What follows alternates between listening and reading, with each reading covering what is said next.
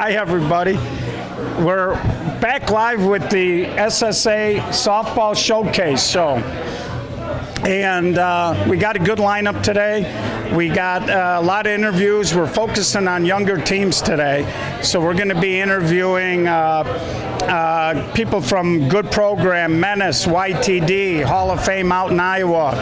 And we're also going to have Carlos Castleberry to talk about his Jewel Kid Selvi tournament, which is the first event of the summer. And we're going to wrap the show up with Sal Milazzo with your Dome update. So right now we're going to head out to the interview we did yesterday with the YTD team out at the Hall of Fame in Forest Park. So we're going to go to that right now.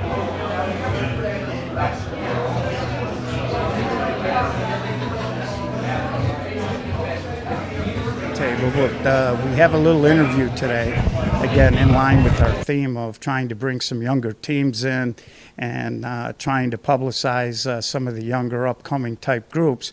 So we got YTD here on this interview with John Doss, who's jumping in to manage them, and Brian Powers, who plays first base for YTD. So we're going to talk a little YTD softball. And JD, big news for you is you got all three of your sons now on YTD, and you're going to jump in and coach them. Yeah. All three of my sons are going to be playing with YTD this year. My son John was with Brick last year. He's coming over, and I'm going to run the team. This is new this year. I took a year off, as you know. And I always said if my three sons played together, I would help run that team if the team wanted me. They approached me in the off season, and I'm going to help run. So do they know that you're going to try to reel them in and give them a little structure? Yeah, that's coming. Whether they know it or not, it's coming. Well, that's always a part of the problem with younger teams. You know, you were on Mudville when we were fortunate enough to win the Class A National Championship tournament, and that team was pretty young, but they were coachable, and we had a good time. Yeah, and this sort of reminds me of that. This team's going to take their lumps. They're not afraid to play anybody. They're going to move to the A division and play. If they have to play major, they'll play major. So we did the same thing as Mudville. You remember we lost all year long, and it ended up being a great year for us. So yeah, it did. And playing up really helps because I know when we got to Bourbonnais, we had guys like Al Roberski and Mark Collada, Ray Patton. They were younger kids, but because of what we went through playing in the Pro League and all of that stuff, and Clyde, which was excellent at that time, we really weren't afraid of anybody. And so sometimes you got to take some lumps to get better. That's correct. And this team that's going to happen with this team. I'm excited to be a part of it. We're going to play out of Clyde Park. And we're looking for one more league. I think Forest Park's trying to run a secondary league. And we're going to play in every tournament we can get into. So we'll be out there all summer long. There you go. And now, Brian, you're a younger kid, and I know you had played in a few events before last year, but as a collective group, you guys had a lot of guys that really hadn't really stepped up and tried to play up into tougher competition. So what was that like? Yeah, no, it was an awesome learning experience for a lot of us, including myself, really taking that step up, playing against this higher level of teams. And like you were both just talking about it, you take your lumps and you learn how to play against these better teams and you grow from there. And I think we're looking to take another step up in that aspect this year. And that's something that we're looking forward to big time. So. Well, you guys won the SSA North-South B play-in tournament last year, which guaranteed that you were going to be able to play in Danny Atkins North-South. And you guys also won the SSA Class B National Championship last year. So you guys had some good success. Yeah, for sure.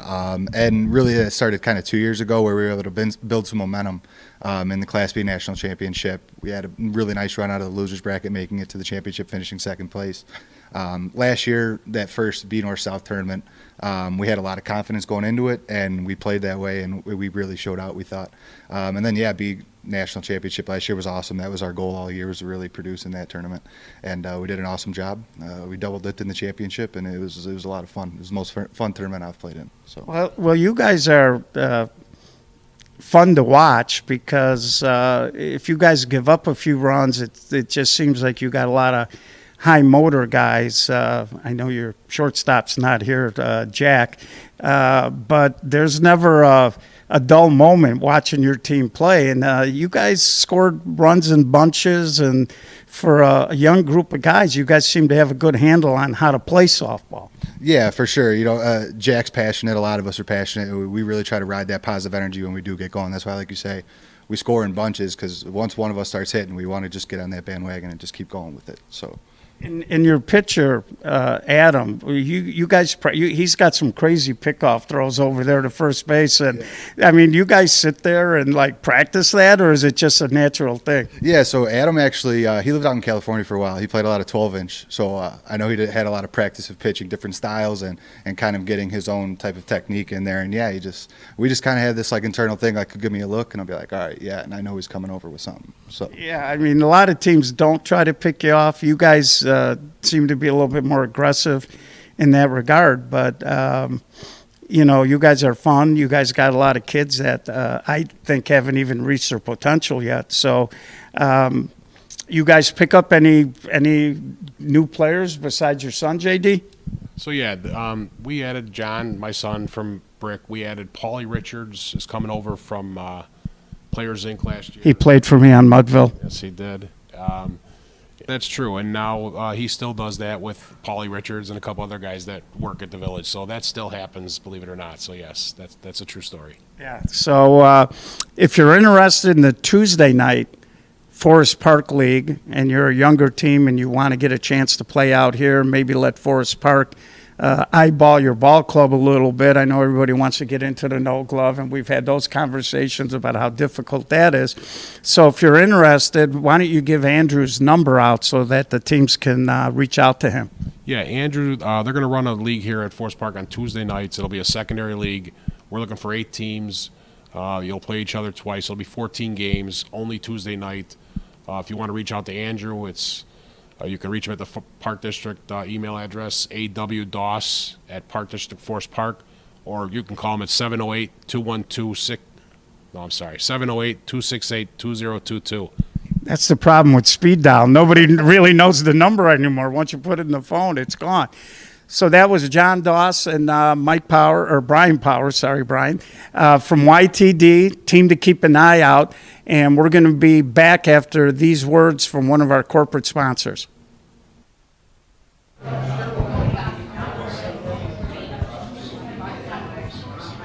So we're back at the main table. I know in the interview I had told you guys we were going to go right to a commercial break, but that was a pretty interesting interview. YTD really is doing it the right way, I think. I talk all the time about how teams need to get out of their comfort zone, and some of the teams, including Menace, after this commercial from Napleton Chrysler Dodge Jeep Ram, they had an interesting journey, and Sal's going to walk us through that. But first, these words from Napleton Chrysler Dodge Jeep Ram at River Oaks. 2020 Jeep Cherokee. Journey anywhere in a Jeep. Plus, it offers an exciting list of features. Streaming audio, wireless phone connectivity, manual tilting steering column, configurable instrument gauges, 3 12-volt power outlets, manual telescoping steering column, inline 4-cylinder engine, active grille shutters, gas pressurized shocks, and power heated mirrors. You need to drive it to believe it. See it for yourself today. You can see why Napleton's River Oaks Chrysler Jeep Dodge Ram is different from the competition. Call, click, or stop in today. We're located at 17225 Torrance Avenue in Lansing.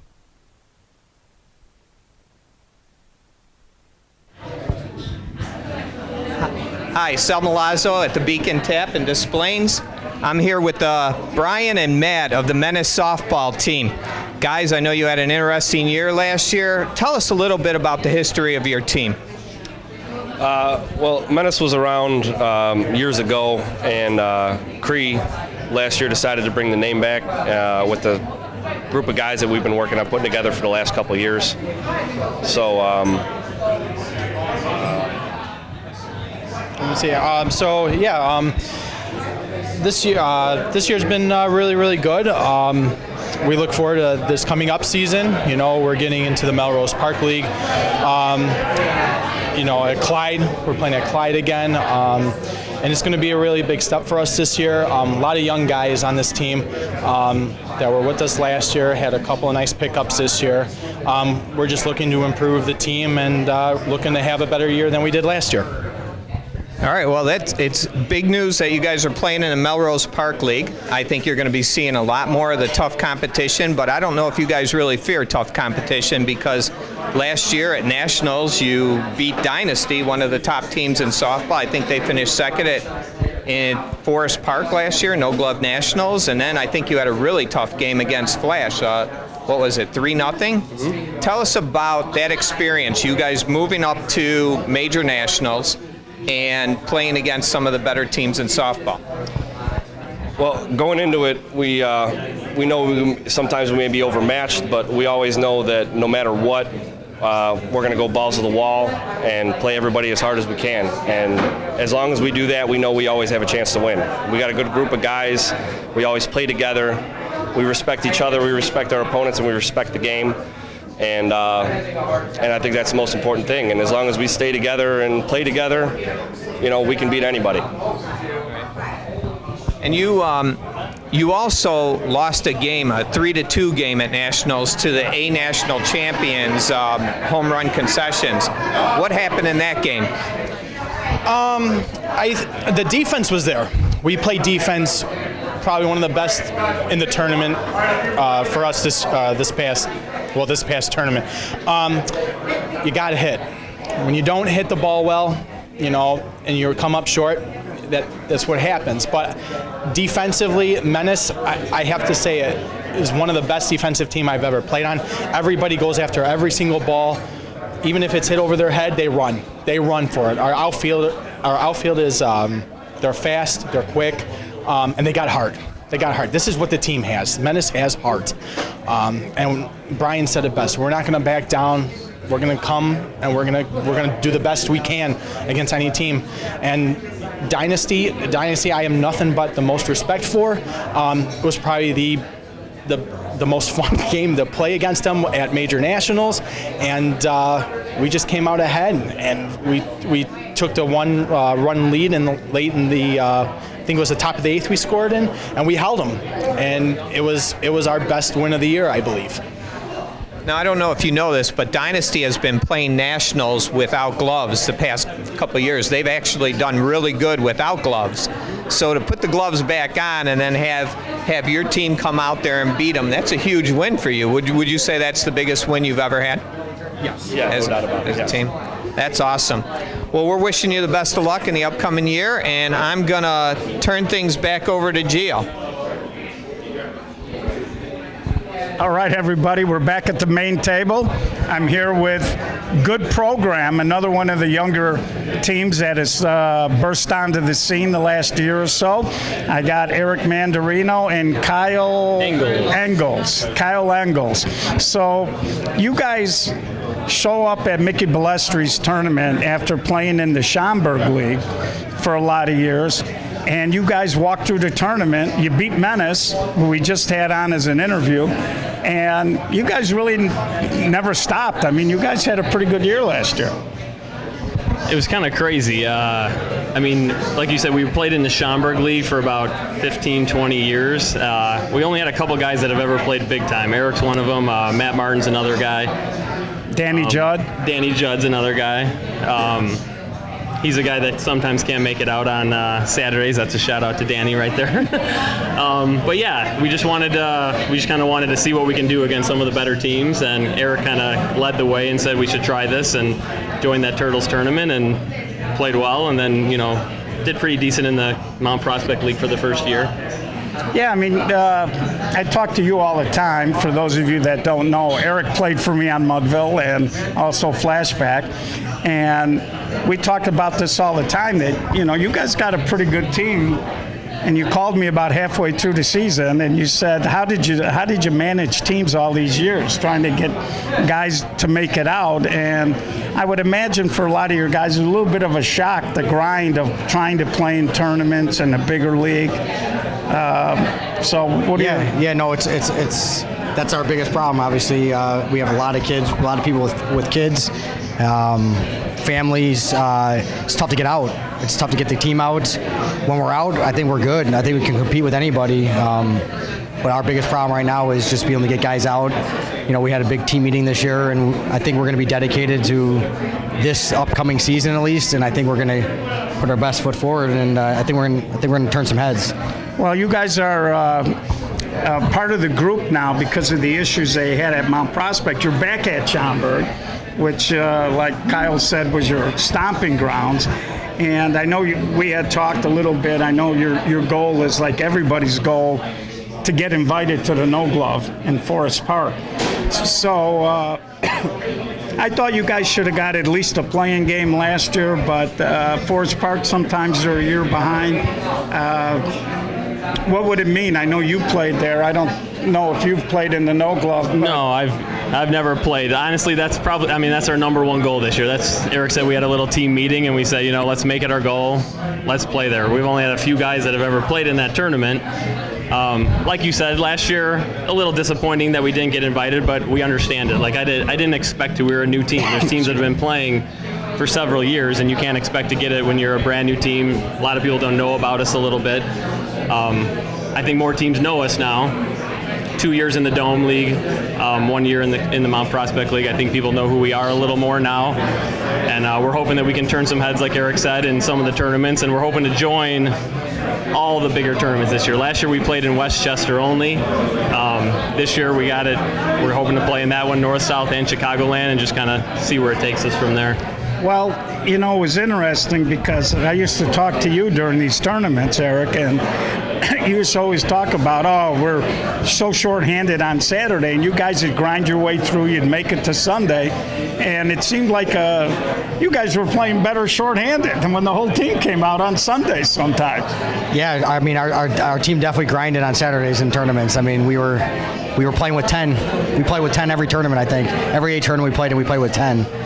We grinded. That's what we did, and come Sunday, maybe we just didn't have enough left in the tank, I guess. It was a frustrating season for us. I think we thought we were going to do better, but we're looking forward to the season coming up for sure.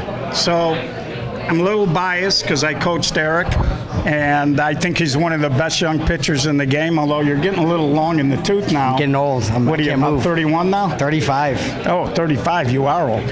And Kyle Engels, that's your good program.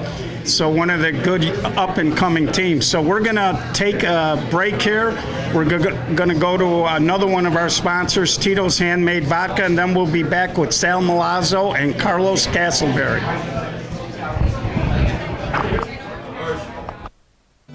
Tito's Handmade Vodka was started in 1995.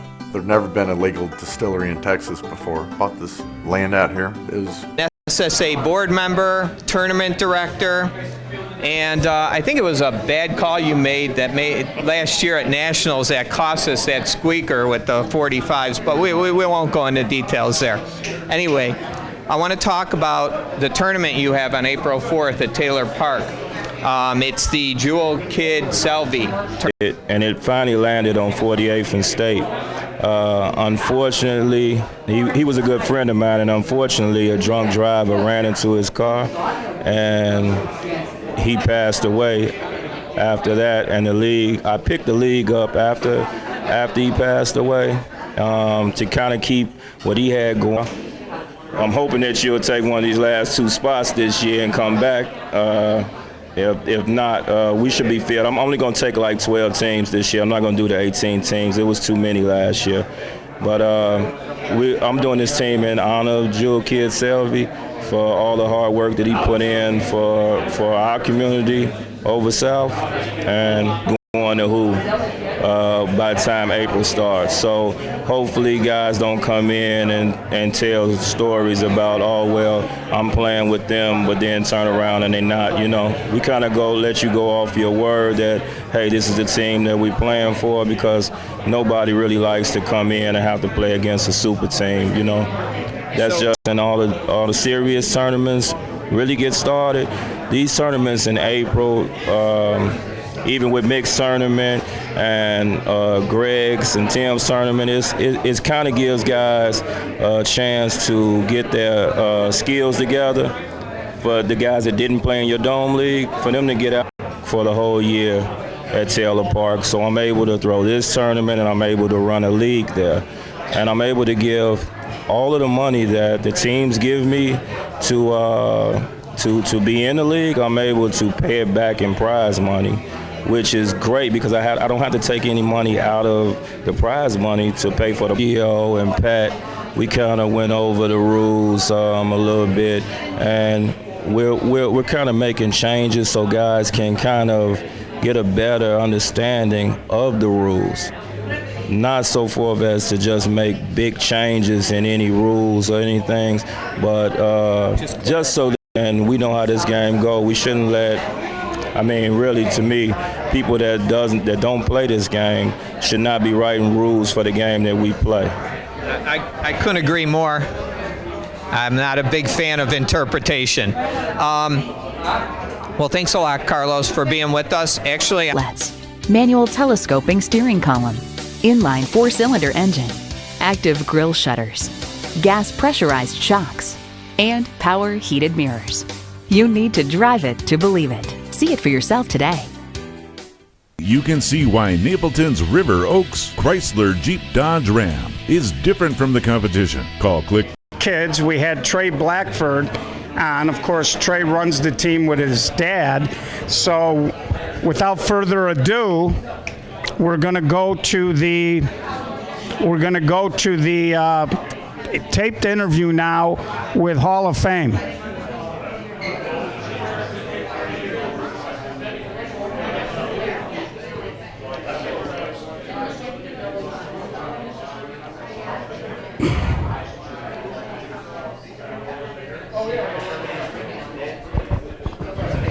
Hey everybody, we're back live at the Hall of Fame. Actually not live, we're recording today, and we have another guest in keeping with our theme today, which is the younger teams in 16-inch softball. I have with me Trey Blackford from Hall of Fame Concessions, who won the SSA Class A Glove National Championship last year out in Carroll Stream. So Trey, thank you for coming. We appreciate you taking a little time on a Saturday to talk to us.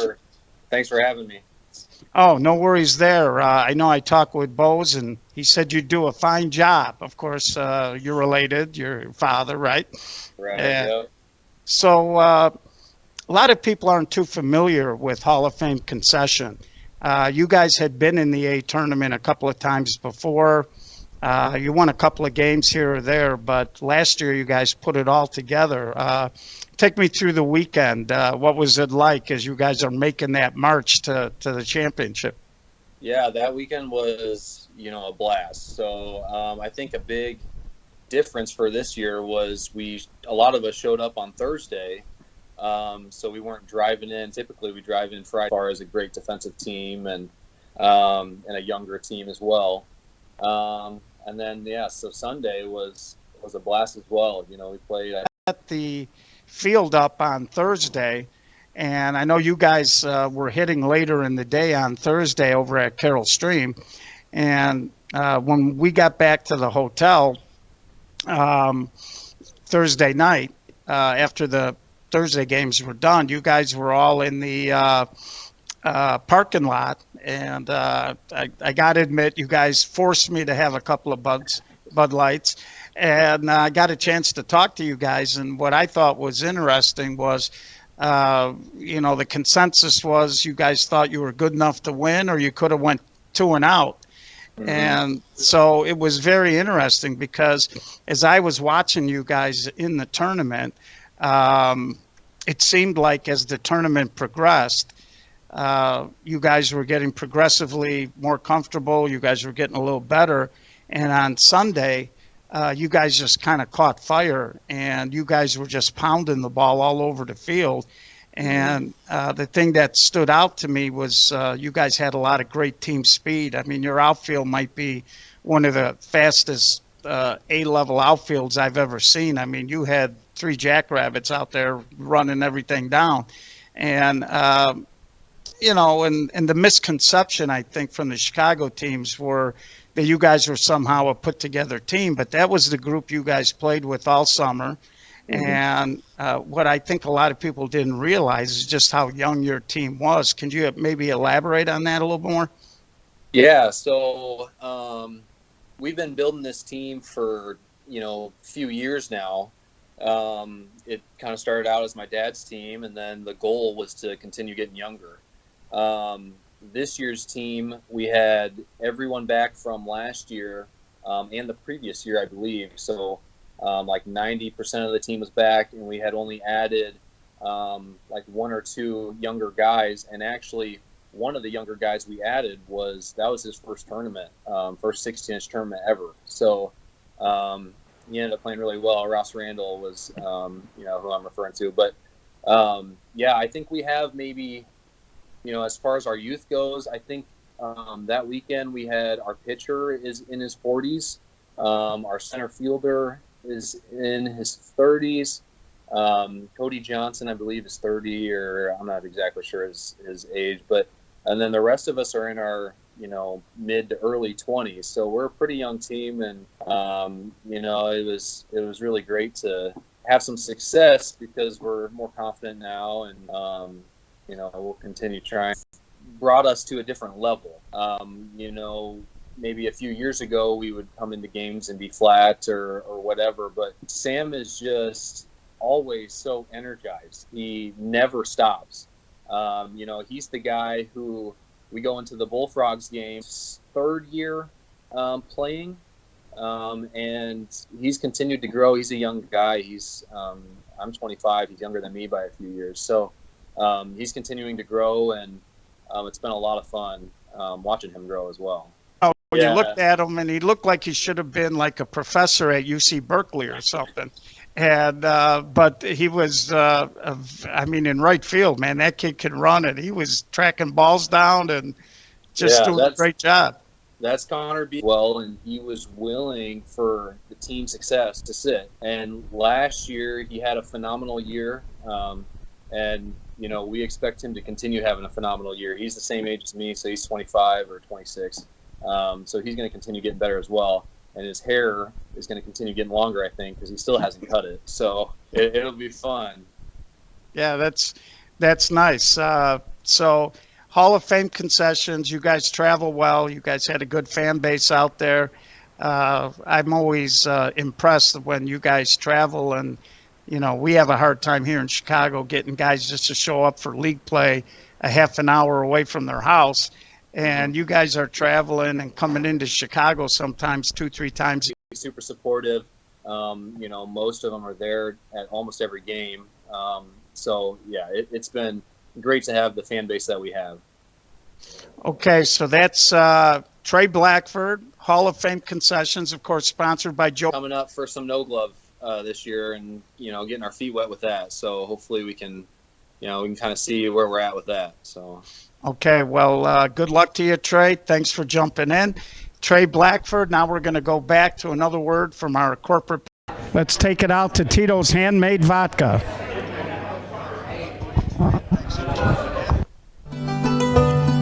I think there's a lot of things that make Tito's vodka different. We like to make vodka with some body in it, so it kind of tells a little story. The pot still is a big part of it. To get it just right, we distill it 6 times. We use 100% corn. It's gluten-free. Won the Ultimate Cocktail Challenge, Best Vodka and Tonic. Won the World Spirits Competition, unanimous judge's choice. Best vodka out of 72 vodkas. There's nothing better out there. If I found a better vodka, I'd drink it.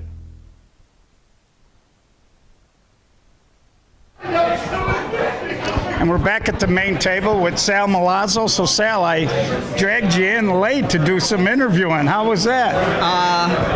I'm not used to it. I'm usually getting interviewed, not interviewing, so it was difficult asking questions. So. But it was fun. It was fun. League update. What's happening out in Rosemont? I'm going to try and make this like a Chris Berman quick report on the league. We've got Signature in the red division. We've got Signature 9-0. Goodfellas are right behind them at 8-1. Goodfellas is a new young team, and when they play passionate. They play passionate softball. Well, we're going to try to get out and get them on a game of the week. So the Signature still has Hex and the 45s looming. So this could be a division where Goodfellas steps up. Donuts just had a big win against Circus last week. Circus made a couple early errors, fell behind, and tried to come back, but just didn't have enough in the tank. Big Red Machine started out 4-0. They're now 4-2, but in third place in the division. Diesel's another young team. Came out. They played. I saw them playing out in Schaumburg last year, and they've got a nice young team. They're 4-4 this year. Brew Crew, a perennial, is 4-4. Circus, a little disappointing year for them. They're 4-5. They haven't had all their guys out, and they've had a couple injuries. And then we'll go over to, well, you've got March in that division who struggled in the Dome. But in all honesty, they're going to be a really nice team. As time goes on and they learn to play together, I think they're going to be good. They picked up some younger kids this year. They lost some good players, and they're kind of retooling on the fly. So I agree with you. What I saw, I think as the season goes on, they'll be getting better. Yep. And at the bottom of that division, we have a brand new team in the replacements that came out. And then we've got Marty's team, the Chicago Rippers. And they just lost a tough game the other night. Otherwise, they would have been 4-4 and fighting in that division. In the blue division, we have Good Program, which you know very well. They're a great team. They haven't lost yet. Iron Softball, who won their division last year, is now in second place, or close. I think Top Men is actually in second place with only 2 losses. You've got another second-year team, 9 studs and 1 dud. They're playing really good. Smackout was struggling early. They just won a couple games, and now they're 500. Playmakers, 0-4 to start the season, 4-4 right now, and challenging in that division. Hex a little disappointing. Farrow's a little disappointing, but they're right there in the hunt for the last playoff spot. And then in the yellow division, we have the Tito's 45s, perennial division winner every year. They're only a game up on Bar Points and Winter Bums, which is going to be a nice little race to the finish there. They'll be rooting for us, I think, when we play the 45s. Then you've got the Vegas Bombs, who have always just missed the playoffs. In fact, I think it was last year or the year before, they lost a playoff spot by 1 run in the run differential. They're now 500 and in good shape in that division. Other teams to mention, APB has turned it on a little bit. They're now just outside the playoff spot, and TBA, who has struggled in years past, is now got a firm hold on their playoff spot. Well, you know, it's interesting. How many games are left for these teams in the season? Well, you've got some teams that are already at 11 games. We played 12 games in the Dome. March has got 11 games already played, but then you've got teams like Big Red Machine, which only has 6 games played. So they're going to be playing continuously all the way up until the playoffs. And, you know, everybody's so bunched up there that it's almost like March Madness, where you see all these teams trying to jockey to get in, and a lot of these teams that are a game out or a game up, I mean, it's getting down to it. Now is when the softball gets, as they say, real out there. Well, George, I've got 31 teams in the league, and I'll probably get 20 phone calls in the next couple weeks from people saying, what's it going to take for us to make the playoffs? And they're not talking about payment of money either. Yeah, exactly. What they're saying, what years past has showed us that 5 wins is usually good enough to get you into the playoffs. And this year it's shaping up to be about the same way. So you got to get that 5th win and hope that fortune works your way. So when the playoffs start, I know on the quick scores, if you haven't been there, it's quickscores.com/SSA. I know you've got the playoff bracket that's kind of already up there. So not only are these teams trying to get in, but they're also looking who they might have to play in the first round. And, you know, if you're a team that just sneaks in, you really don't want to play a Signature or a good program or a 45s or Goodfellas. So realistically, you're trying to not avoid, because you got to play everybody at some point, but you'd like to have an opportunity to maybe not have your toughest game right away. Exactly. I always say that the league is fairly run in that you're playing the competitive level of teams that are, you know, equal with you. But when you get to the playoffs, a team that won their division, like let's say Goodfellas wins their division, they could go up against the 45s, or a team like Hex that just barely makes the playoffs.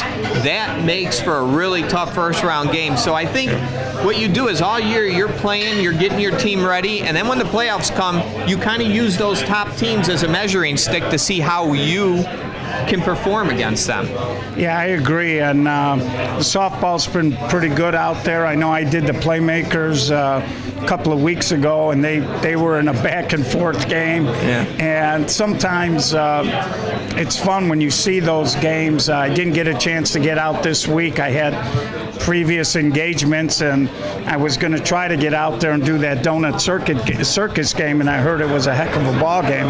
Yeah. So we'll be following it. We'll be covering the playoffs a little bit more. We'll probably be doing more than just one game a night once we get to the playoffs, and I think it's going to be a lot of fun. I know last year when March walked off Tito's 45s on that home run that hit the top of the fence, bounced up, and then landed on the other side for a walk-off. That was pretty good stuff. So always a lot of fun in the Winter Dome League, no doubt about it. Before you cut me off here, I want to talk about the over 50 and the co-ed league. Absolutely. In the over 50 league, Thunder is undefeated.